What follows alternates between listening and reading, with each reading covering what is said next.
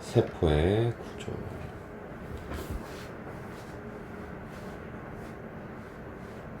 일단 세포라고 하는 거는 생명의 기본 단위라고 합니다. 어떤 측면에서 기본 단위냐면 기능적으로도 기본이고 구조적으로도 기본이야. 그래서 모든 생명체들은 세포로 구성되어 있다고 얘기할 수 있어요. 세포로 되어 있어. 모든 개체들은. 그럼 세포가 모여서 바로 개체가 되는 건 아니고 조직이 한번 된 다음에 기관이 되고 그게 이제 최종적으로 개체가 되는 거지. 여기서 우리 뭐 동물과 식물, 뭐 동물은 기관계가 있고 식물은 조직계가 있다는 거 넘어가고, 크게 우리 세포는 핵, 세포질, 세포막.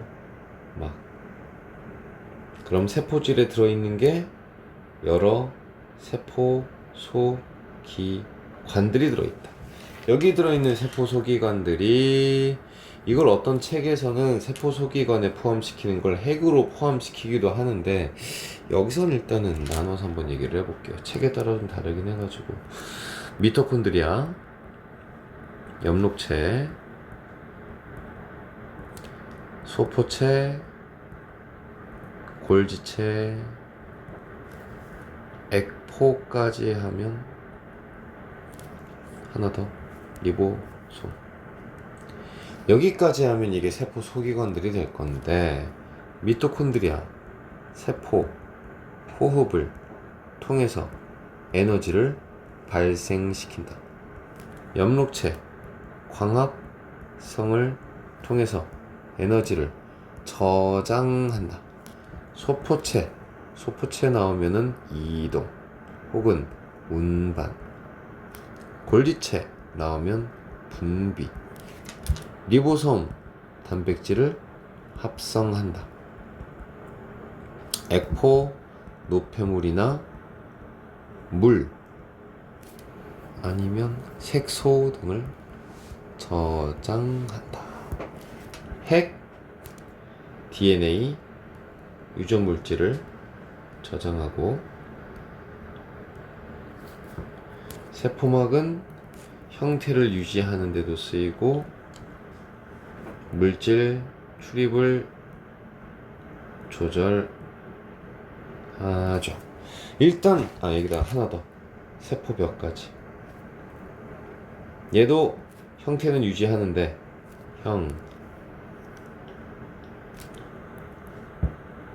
형태를 유지하는데도 어떤 역할을 하지만 물질 추진 능력은 없습니다. 여기 일단 가장 기본적인 거예요. 그림을 보고 핵이 있다. 일단 핵은 이중막이다. 막 구조고, 이 안에 들어있는 유전물질은 DNA로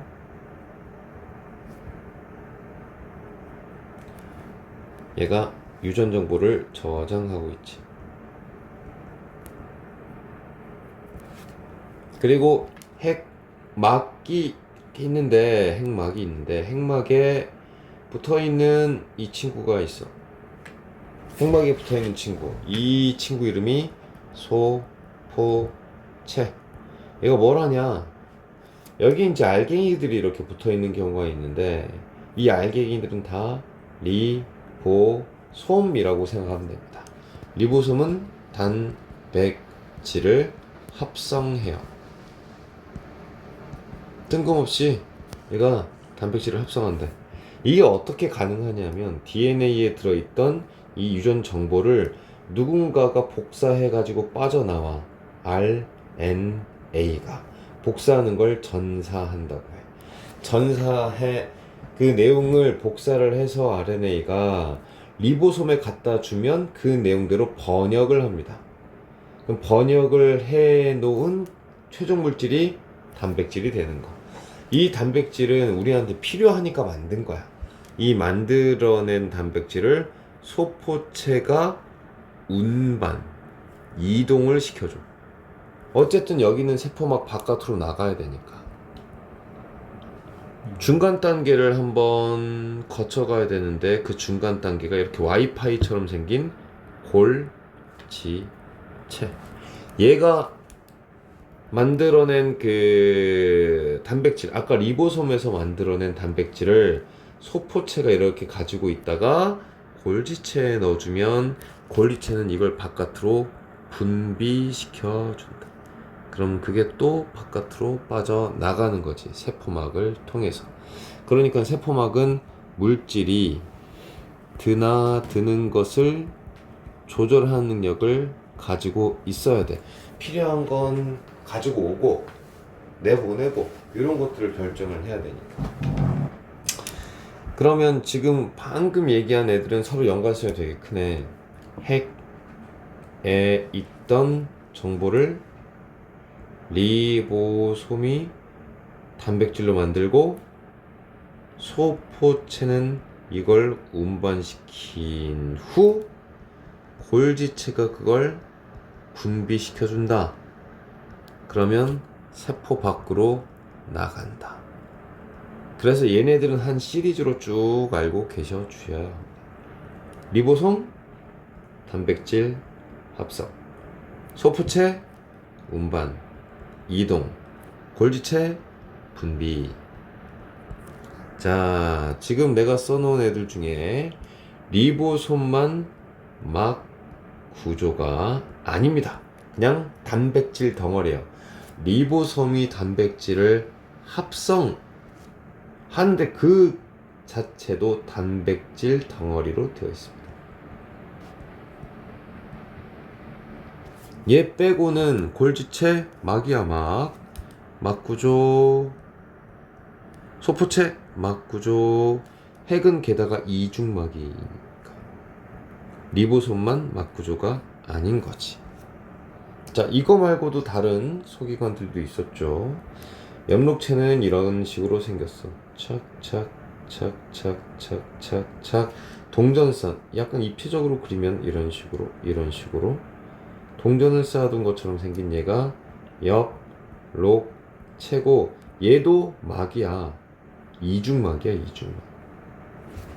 이중막이고 광합성하지.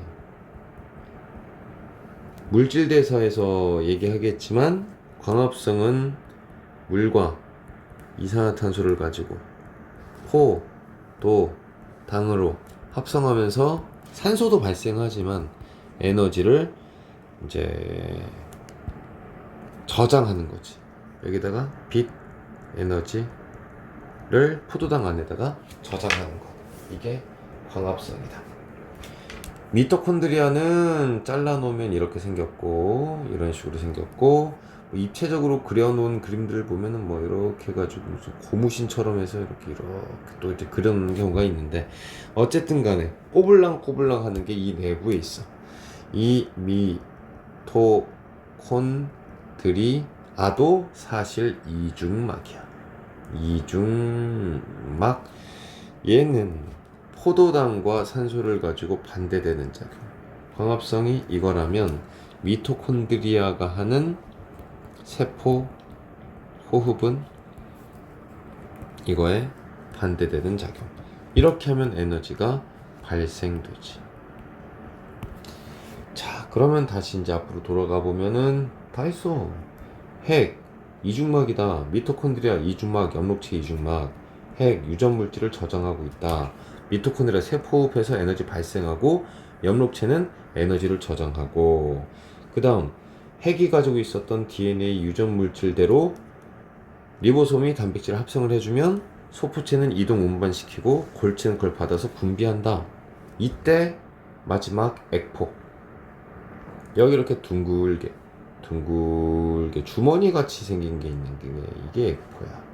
이 액포는 그냥 단일 막 구조고 노폐물이나 물이나 색소를 저장하고 있는데, 식물세포, 특히 오래된 식물세포들일수록 훨씬 크기가 크다. 세포벽은 이 밖에 있는 또 다른 하나의 벽이죠. 그래서 보통 우리가 식물세포에만 있는 것,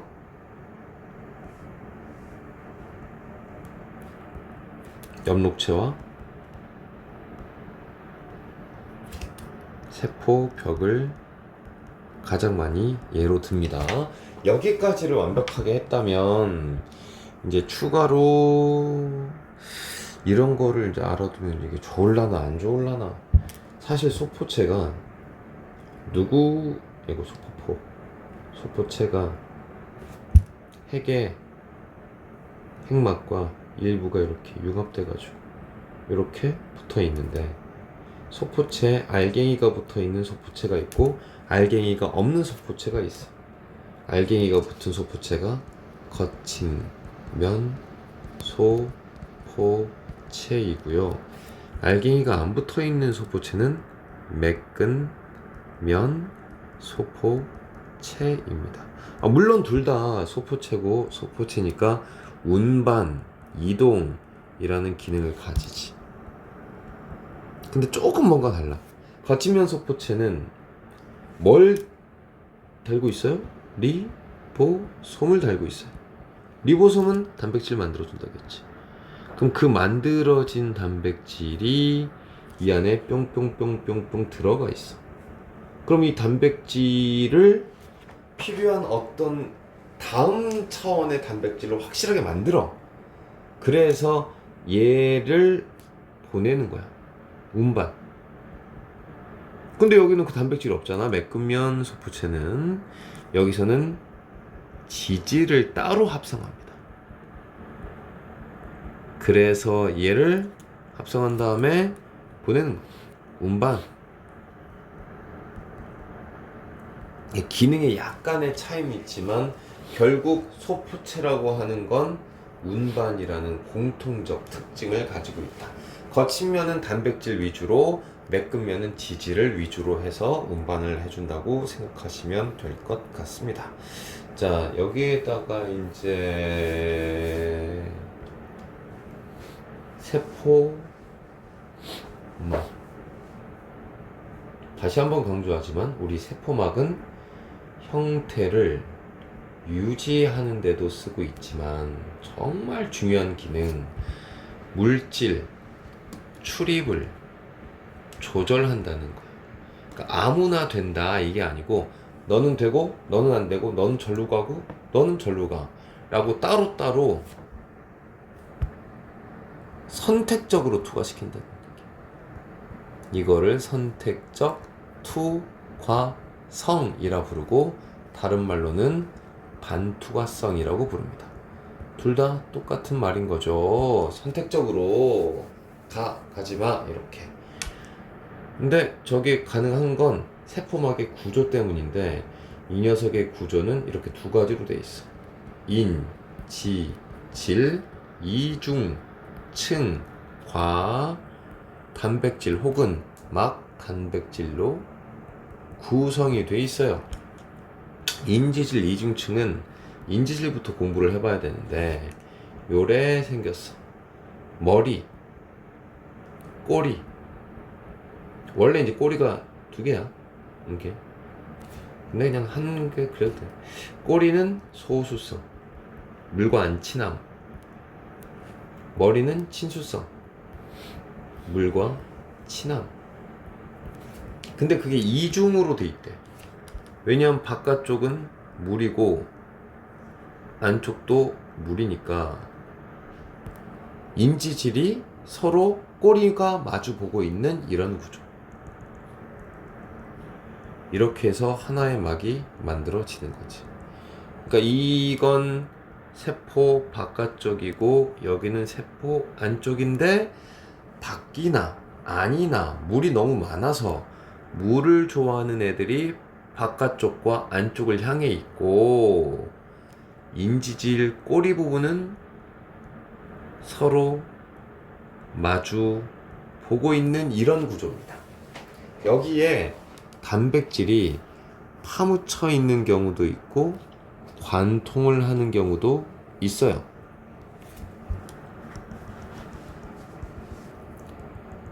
파묻혀 있는 경우는 뭐 다른 기능들을 해요. 외부와 접촉을 하거나 뭐 알아보거나 등등의 신호를 보내는 역할을 하기도 하고, 근데 이렇게 관통해 있는 막 단백질 같은 경우는 통로가 됩니다. 물질이 출입하는 통로가 되는 거지.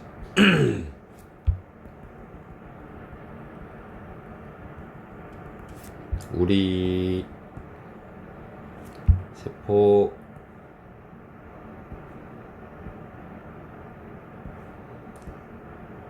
막은 이렇게 이렇게 이런 식으로 인지질 이중층으로 기본적으로 구성이 돼 있고요.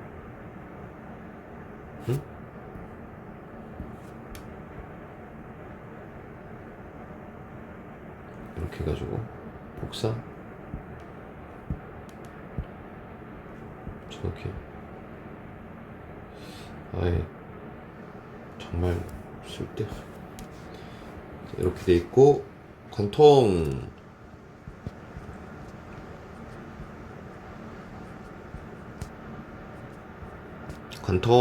뭐 이런 식으로 세포막이 구성이 돼 있는데, 물질이 인지질 이중층을 통과할 때가 있고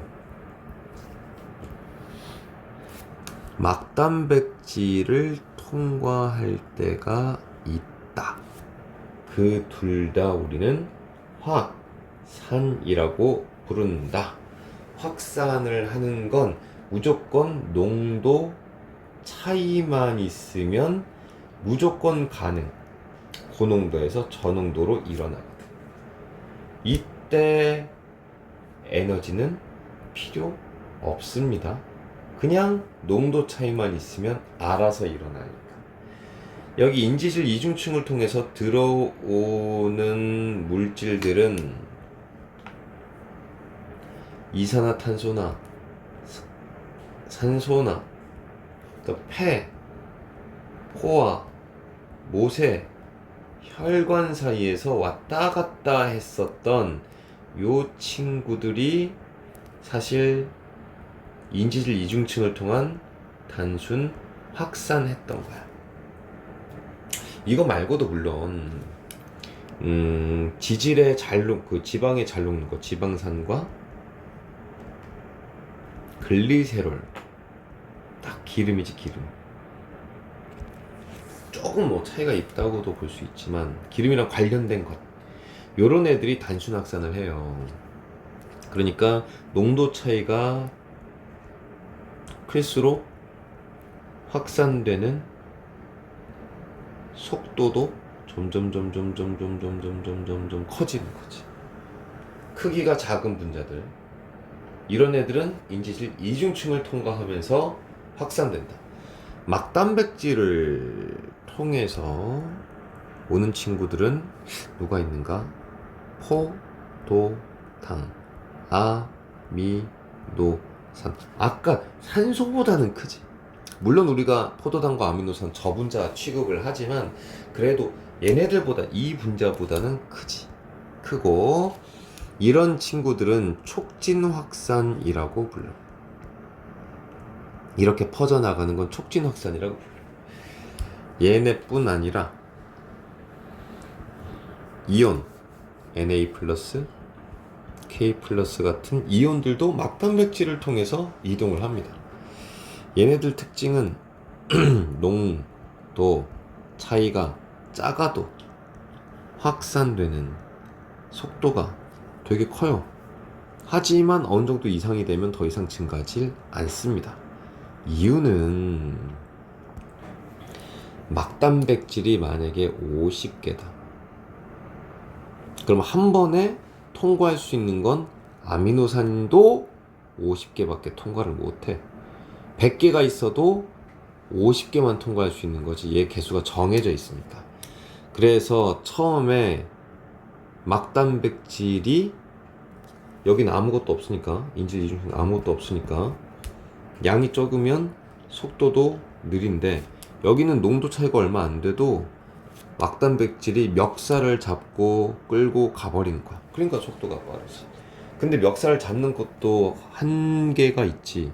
50개밖에 없으면 100개가 있어 들어와 봐야 50개밖에 못 가. 200개가 있어도 50개밖에 못 가. 500개가 있어도 50개밖에 못 가.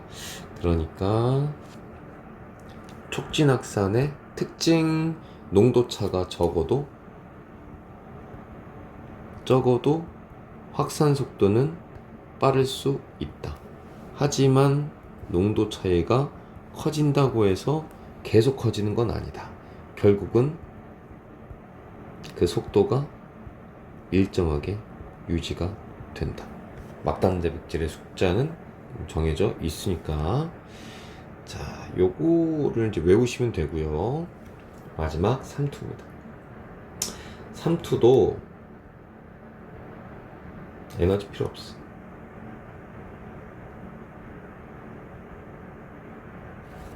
얘는 저농도, 고농도, 저농도, 고농도로 물이 이동을 합니다. 물이 이동을 하는 거야. 저농도의 물이 삼투, 반투과성막을 통해서, 이걸 통해서 물이 이동을 해. 이렇게 되면 농도 차이가 줄어들지. 고농도는 점점 연해지고 저농도는 점점 진해질 거니까 삼투는 결과적으로 농도 차이를 줄여주는 역할을 하게 돼요. 동물세포가 있고 적혈구, 식물세포가 있고 양파의 표피세포. 등장액에다가 넣을 때랑 고장액에 넣을 때랑 저장액에 넣을 때의 상황이 그려져. 등장액은 적혈구 내부 농도와 똑같은 농도를 가진 용액. 고장액은 적혈구 내부보다 훨씬 더 진한 걸 넣어주고, 진하면 물이 빠져나가. 바깥쪽이 진하니까 더 빠져나가. 들어오는 게 있긴 있어. 조금밖에 안 들어. 그러니까 물이 빠져나가서 쪼그라들어. 그럼 기능을 잃어버리면서 산소 운반이 잘 안 되는 거지. 우리 양파 표피 세포도 등장액에 넣어두면 아무 일도 안 생깁니다. 그런데 고장액에 넣으면은 물이 빠져나가. 들어오는 것도 있는데 조금이야. 그럼 얘가 쪼그라들어야 될 거 아니야. 얘도 쪼그라든다며. 이렇게 쪼그라들거든. 얘도 쪼그라들어야 되는데 여기에 세포막이 원래 붙어 있었었는데 그게 다 떨어져 나와. 원형질 분리라고 부릅니다. 이름을 꼭 기억하기. 원형질 분리. 저장. 그러니까 이게 아까 우리가 세포 잠깐 얘기했잖아. 여기까지가 원형질이야 사실.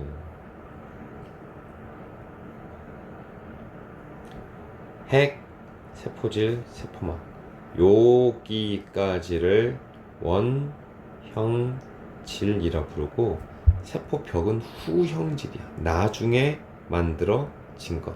그러니까 후형질에 붙어 있었던 원형질 부분들이 떨어져 나왔다. 그래서 원형질 분리라고 부르는 거지. 원래 막이 벽과 붙어 있었는데 막이 떨어져 나온, 막이 벽에서 떨어져 나온 거지. 저장액에 넣으면 저농도니까 저농도에서 들어와. 적혈구가 이렇게 있는데 들어오는 게 너무 많아. 나가는 건 조금밖에 없어. 그래서 어떻게 되냐면 펑 터지는 거지. 터지는 걸 용혈이라고 부른다. 당연히 적혈구가 사라졌으니까 산소 운반 능력은 떨어지는 거지. 아이 뭐 죽는 거지.